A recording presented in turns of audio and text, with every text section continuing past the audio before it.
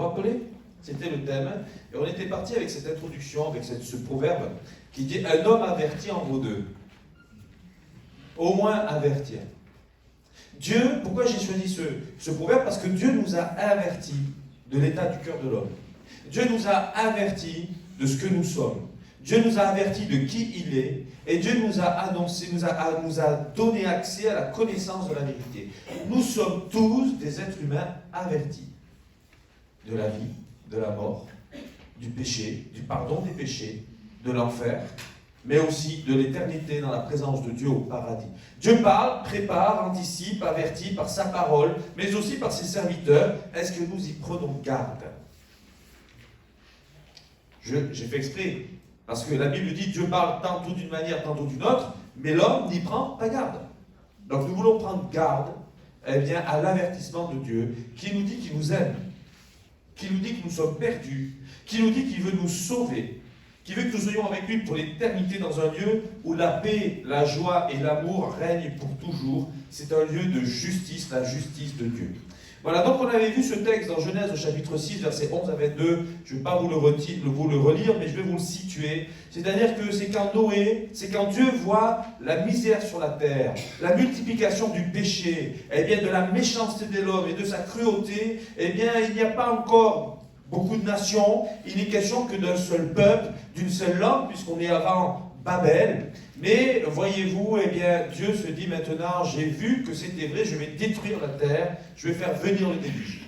Et il se révèle à Noé. Noé sera le prédicateur de la justice. Cet homme, eh bien, qui par ses actes, et puis par ses réponses certainement aux moqueurs, à ceux qui vont l'interroger, eh bien, sera prédicateur de la justice de Dieu. Dieu qui est juste et qui sauvera les justes dans cette arche. Mais là encore, nous voyons que l'homme n'y prendra pas garde, et seulement Noé, sa femme, leurs 3 fils et leurs 3 belles filles seront sauvés, ainsi qu'un mâle et une femelle de chaque espèce d'animaux. Donc, on a vu la fois dernière que notre salut dépendait du fait de prendre Dieu au sérieux. Est-ce que du temps de Noé, nous avons pris Dieu au sérieux quant au déluge? J'aimerais juste rappeler ceci. Il n'était jamais tombé de pluie sur la terre. Il ne pleuvait pas en ce temps-là.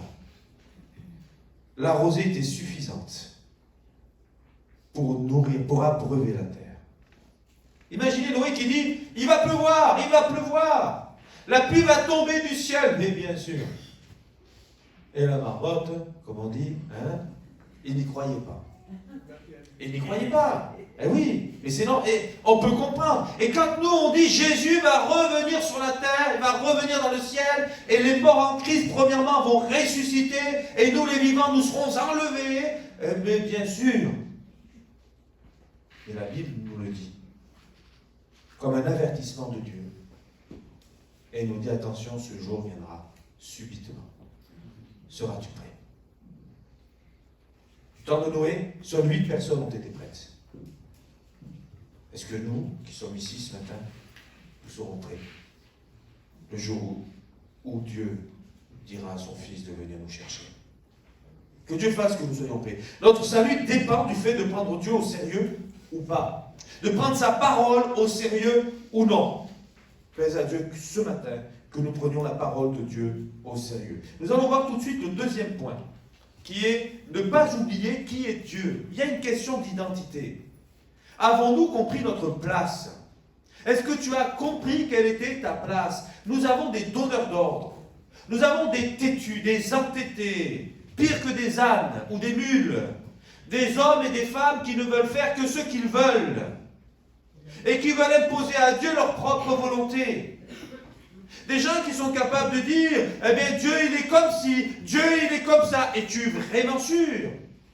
Ce matin, sommes-nous sûrs, vous et moi, d'avoir le même Dieu? Dieu n'est pas celui que je me suis imaginé ou forgé. Dieu existait avant même que je pense à lui. Ce n'est pas à moi de dire qui est Dieu. Et nous avons des gens, vous voyez, par exemple, juste un exemple, eh bien, qui pourraient s'imaginer Dieu en lui donnant une image. Par exemple, eh bien, peut-être qu'au milieu de nous, il y en a qui diraient, eh bien, tu vois, Hichem, il a beaucoup de cheveux, il a un joli petit nez, Il a des yeux suffisamment grands pour son visage avec des beaux cils. Et il est svelte. Vous avez vu ses cheveux blonds? Mais c'est pas moi, ça. Enfin, je pourrais aimer que ce soit moi, mais c'est pas moi. Et il y en a qui se donnent une image de Dieu selon leur propre ressemblance.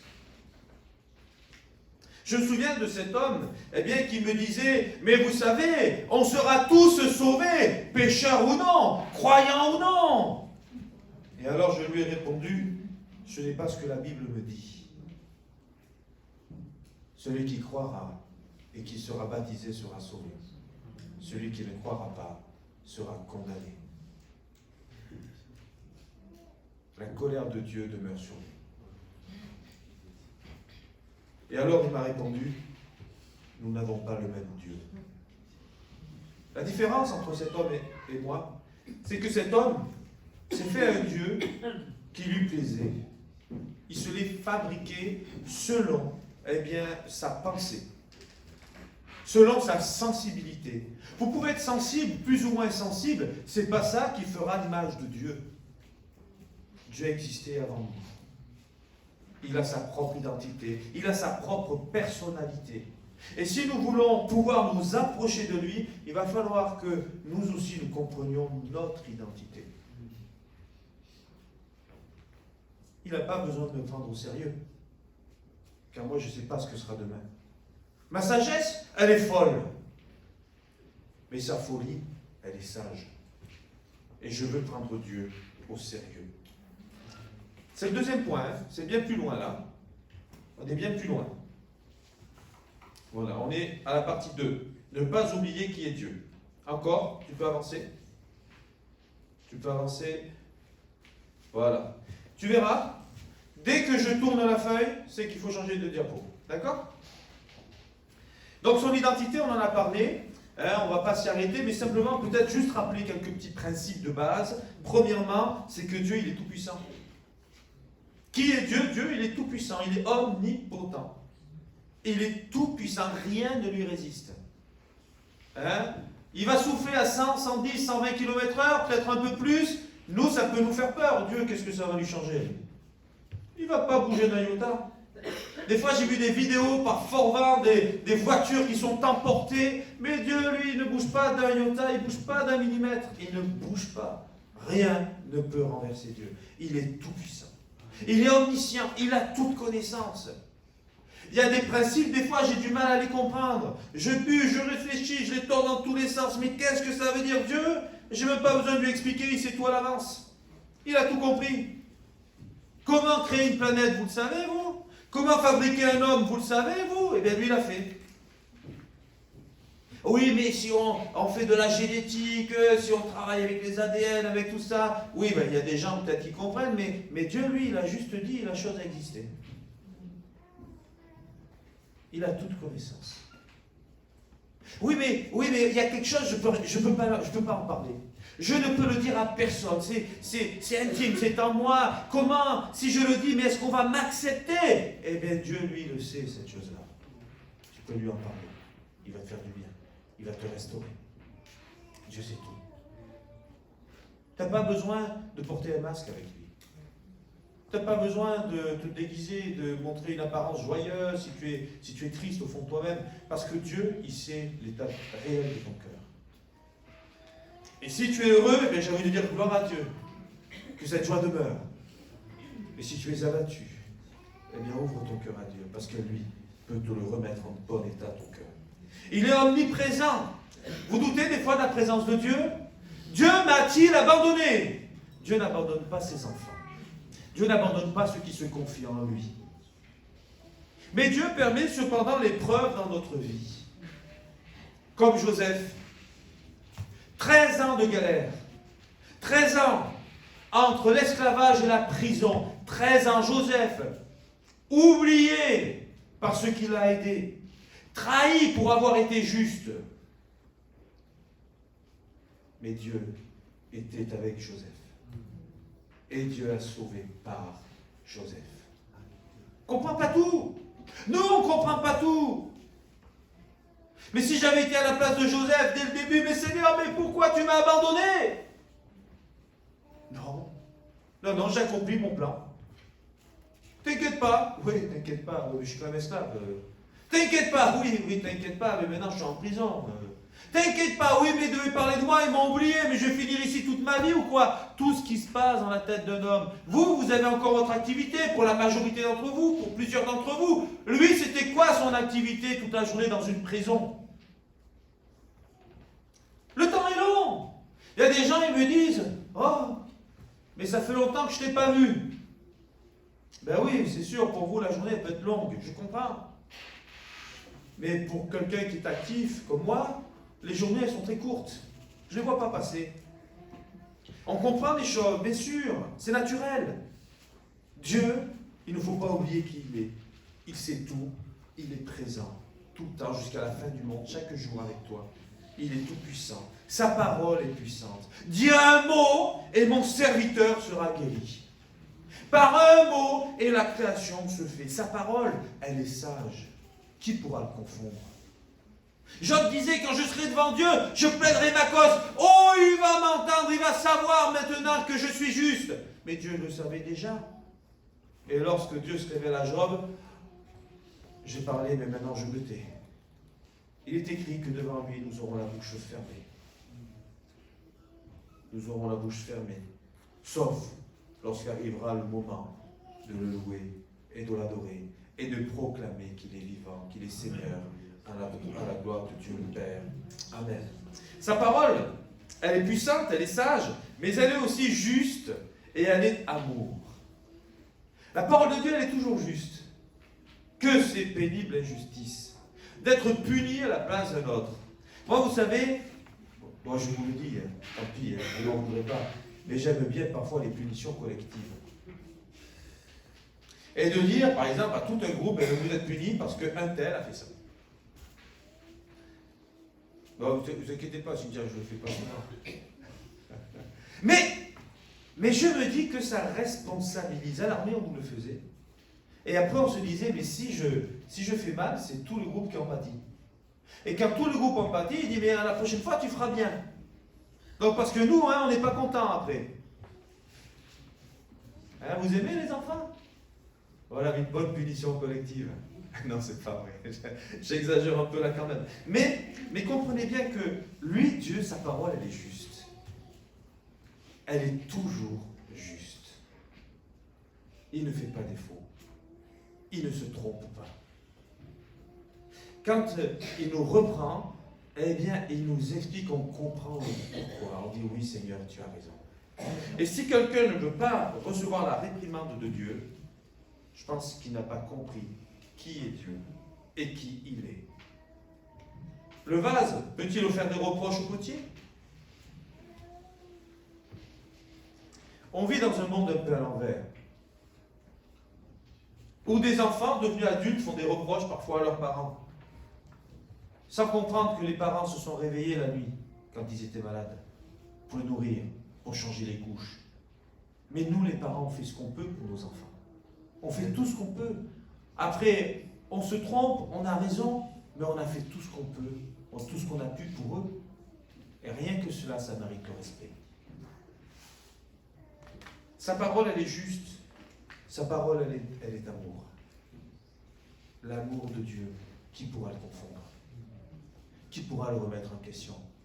Ah, si Dieu était amour, le monde ne serait pas comme ça, et toutes ces guerres, et toutes ces catastrophes, et toutes ces familles, eh bien, qui sont désunies. On pourrait multiplier les exemples. Mais Dieu nous a tout donné pour qu'on vive heureux sur terre. Il a tout préparé pour que nous soyons heureux sur la terre. Et il nous a dit, maintenant c'est à toi de travailler là, l'homme, la femme. À vous de prendre soin de l'héritage que je vous ai transmis, la terre. Qu'en faisons-nous? Il a bon dos, Dieu, parfois. De toute façon, c'est jamais la faute de l'homme. Soit c'est Dieu, soit c'est le diable, soit c'est la femme. Excusez-moi. C'est toujours l'autre, hein? Soit c'est l'homme, soit c'est le mari. Mais c'est toujours l'autre, hein? C'est jamais moi. Il y a une expression que je n'aime pas, c'est pas ma faute. Lorsqu'on va en prison, qu'on parle avec des prisonniers, ils sont en prison. Ils disent, je suis innocent. Je sais pas, Christelle aussi en tant que gendarme, quand on va chercher, ah mais je suis innocent, c'est pas moi. Ah mais on t'a pris la main dans le sac. Des fois Elisabeth à l'école, l'enfant il fait devant ses yeux, là devant ses yeux, ah mais c'est pas moi, j'ai rien fait, c'est pas ma faute. Attends mais c'est ma faute peut-être. Attends mais il faut arrêter là. Il ne peut pas y avoir de salut sans repentance. Il ne peut pas y avoir de pardon sans aveu, sans reconnaissance de sa propre faute. C'est pour ça que la repentance est un principe de base pour obtenir le pardon de ses péchés. Combien la repentance est essentielle pour l'obtenir.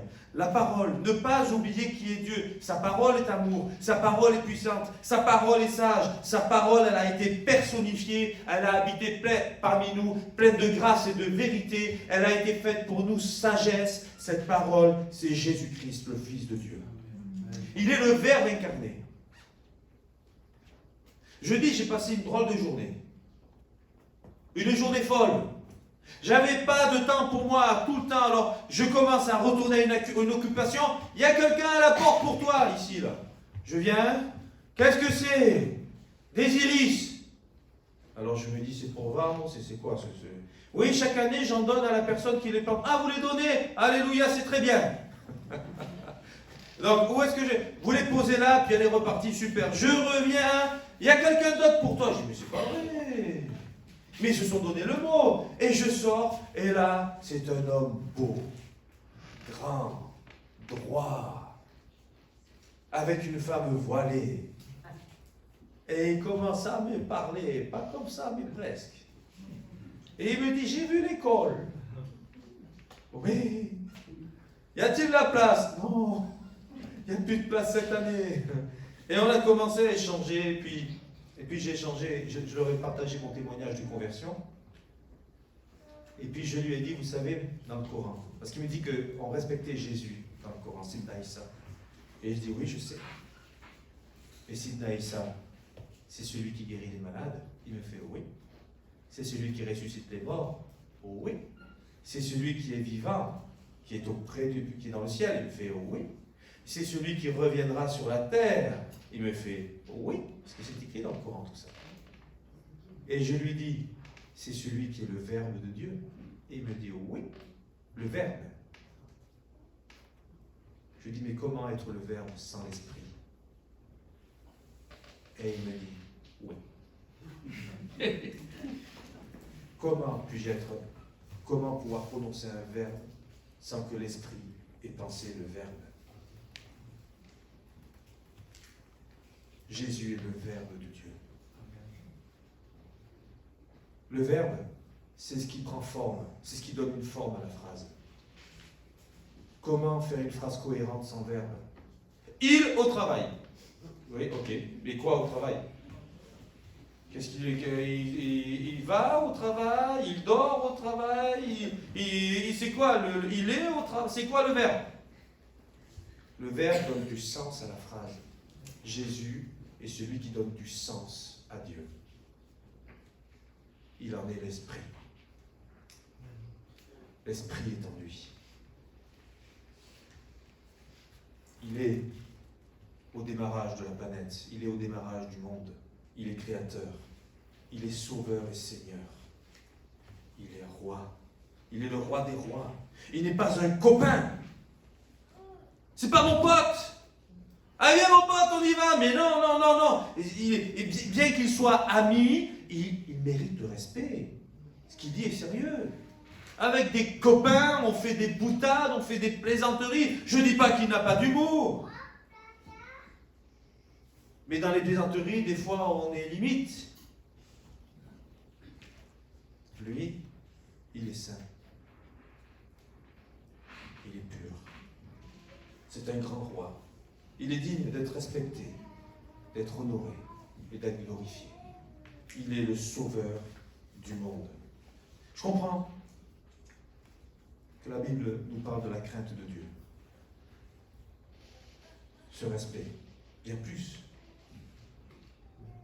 Le fait de discerner sa présence, discerner sa personne, de réaliser qu'il est là, de penser qu'il est là, d'être sensible à sa parole, d'être sensible à sa présence, pour réagir comme il faut au son de sa voix. Quand on sent qu'il passe, que sa paix est là, être sensible pour lui apporter qui nous sommes et pour recevoir tout de lui. Il est juste, il est fidèle. Combien il est bon et important de veiller, de prier.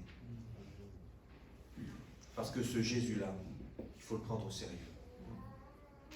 Il est le sauveur du monde. Il n'y a pas de salut sans lui. Il n'y a pas de salut sans foi dans le nom de Jésus. Et nous voyons que la parole de Dieu est centrée sur lui. L'Ancien Testament nous annonce la venue du Fils. L'Évangile, c'est la vie du Fils de Dieu. Et à partir des actes, c'est la préparation de l'Église en vue de sa rencontre avec Jésus dans les airs, puis le retour sur la terre. Quand on a compris ces choses, et qu'on prend au sérieux Dieu, Jésus, le Saint-Esprit, mais aussi sa parole, eh bien je crois qu'on peut voir et toucher du doigt que dans la Bible, le déluge, il n'y en aura pas d'autre, mais une autre forme de déluge est annoncée. Le déluge, c'est un jugement. L'eau qui tombe du ciel, premièrement, la première eau qui est tombée du ciel était un jugement. À partir de là, l'eau qui tombe du ciel est une bénédiction. Si vous obéissez à Dieu, à sa parole, Dieu vous ouvrira son bon trésor, le ciel, la pluie de l'avant, de l'arrière-saison, pour nourrir la terre, pour le pays de Canaan. C'est une promesse que Dieu fait à son peuple d'Israël lorsqu'il rentre dans le pays promis. Mais Dieu annonce d'autres formes de déluge, qui ne sont pas des inondations, mais il y aura des cataclysmes. Il y aura des jugements, les fléaux, les trompettes, toutes ces choses qui vont s'abattre sur la terre. Avant, à la fin, 1000 ans après, à l'issue du millénium, la terre sera détruite cette fois-ci par le feu. L'eau et le feu. Est-ce un hasard? Je crois pas. Comment étaient les hommes du temps du déluge? Est-ce qu'on peut réfléchir un instant, comment sont-ils aujourd'hui? Vous trouvez que, tout ce qu'on fait est juste? Que faisons-nous du mensonge? Que faisons-nous de l'escroquerie? Que faisons-nous du pauvre? Que faisons-nous de la famille? Que faisons-nous du genre? Que faisons-nous de Dieu?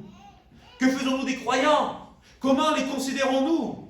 Sommes-nous dans une période où nous continuons ce travail de changer le mal en bien, d'appeler le bien mal et d'appeler le mal bien? Si c'est le cas, la Bible nous dit qu'on est à la porte, qu'on arrive à cette période dite d'avènement de Jésus-Christ, où Jésus va venir chercher son Église. Où en sommes-nous aujourd'hui? Arrêtons-nous un instant sur la Palestine, tout ce conflit, tout ce rassemblement. Et quand même quelque chose qui est marquant, c'est que toutes les religions actuellement sont dans l'attente du Messie. Israël n'a jamais été aussi dans l'attente imminente du Messie. On entend les rabbins qui prêchent, ça y est, le Messie arrive. Les musulmans, déjà à l'époque, disaient que Jean-Paul II, ou je ne sais plus lequel, était l'avant-dernier pape avant l'avènement de l'Antéchrist. Les religions du monde se préparent et se disent, on arrive à la fin. Nous, ce n'est pas la religion qui doit nous alerter, c'est la Bible. Amen. C'est la parole de Dieu. Dieu, je trouve qu'il y a beaucoup de ressemblances entre ce que nous vivons aujourd'hui et ce que nous vivons avant. On a accès à la communication internationale, c'est très facile, mais que de faits divers, que de méchanceté et que de catastrophes. Les incendies d'Australie, les épidémies, on va multiplier les exemples. On en a eu en Afrique, là on en a en Chine, il y a la grippe chaque année, mais ça on a l'habitude. Les tornades, les inondations en France, on pourrait multiplier les exemples. Ça n'arrête pas. Est-ce qu'il n'y a pas un avertissement quelque part pour nous dire attention, Jésus est à la porte Jésus revient. Dieu a vu et il constate eh bien, le développement des mœurs et des valeurs des hommes. Il a vu du temps de Noé. Croyez qu'il ne le voit pas aujourd'hui? Il est omniscient. Dieu a parlé à Noé. Vous croyez qu'il ne va pas nous avertir un peu aussi? Vous croyez qu'il ne nous a pas déjà avertis? Sommes-nous prêts? Sa parole nous informe de toutes ces choses. La Bible nous parle de l'avènement de Jésus. Il nous avertit, il nous prévient, de façon à ce que nous ne soyons pas surpris. Et lorsqu'on lit 1 Thessaloniciens au chapitre 5, eh bien, il est écrit que nous sommes des enfants du jour. Et qu'en tant qu'enfants du jour, l'avènement du Seigneur ne doit pas nous surprendre. Est-ce que nous qui sommes ici ce matin, nous croyons encore dans l'enlèvement de l'Église et dans le fait que Jésus, eh bien, qu'il y aura les tribulations sur la terre, les grandes tribulations, qu'il y aura le millénium, les 1000 ans de paix, que Jésus régnera sur la terre, que nous régnerons avec lui? Est-ce que nous croyons encore que Jésus qui passera dans les airs comme un voleur dans la nuit chercher son Église, c'est un fait réel? Ou bien est-ce que nous tombons, comme beaucoup tombent aujourd'hui, dans cette interprétation que ce n'est qu'une image? Je ne crois pas que ce soit une image. Je crois que c'est réel. Il va disparaître de la surface de la terre du jour au lendemain des millions d'hommes et de femmes. Que Dieu fasse que nous soyons prêts, parce que ceux qui disparaîtront, ils seront heureux. Nous ne devancerons pas ceux qui sont décédés dans le Christ. Car les morts en premier vont ressusciter. Et nous, les vivants, nous serons transformés en un clin d'œil. Hop, c'est fini, on n'est plus là. Bon, moi je vous le refais, mais Jésus ne repassera pas. Hein? Hop, c'est fini, je ne suis plus là. En un clin d'œil. C'est rapide. Quand on lit le texte, Jésus revient bientôt. Le grec dit, Jésus revient promptement, subitement. En un clin d'œil. Alors soyons prêts, de façon à ne pas être surpris, et prenons Dieu au sérieux. Quant à sa sainteté, mais aussi quant à sa parole, parce qu'il nous a prévenus, il nous a avertis. Un homme averti en vaut deux. Comprenez combien le salut c'est important? Quand il dit prépare-toi à la rencontre de ton Dieu, c'est aujourd'hui qu'il faut être prêt, c'est pas demain. C'est maintenant le jour du salut, c'est aujourd'hui le moment favorable. Il nous a avertis, il nous prévient pour ne pas être surpris, pour ne pas tomber, mais aussi pour porter le message de l'Évangile à ceux qui sont perdus, parce qu'on veut qu'ils soient sauvés eux aussi. Il nous avertit, de façon à ce que nous restions fidèles.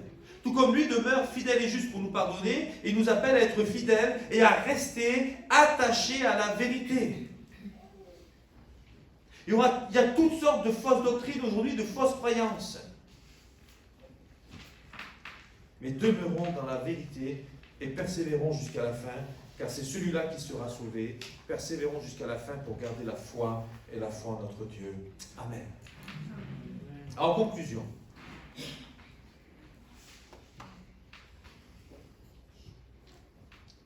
je constate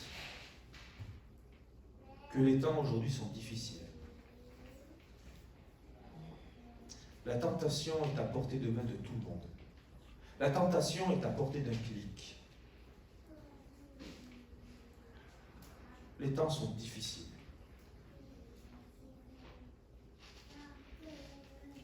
Que de violence nous voyons aujourd'hui. Les films de guerre, les meurtres. On pourrait multiplier les exemples de toutes les images qu'on a, mais Dieu nous a avertis. Les moqueurs, la déchristianisation, la persécution dans le monde,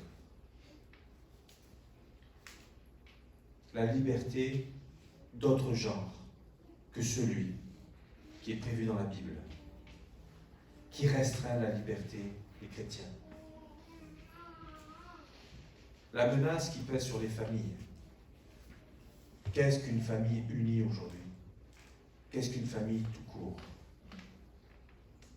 Mais comment transmettre des fondements solides sur la confiance,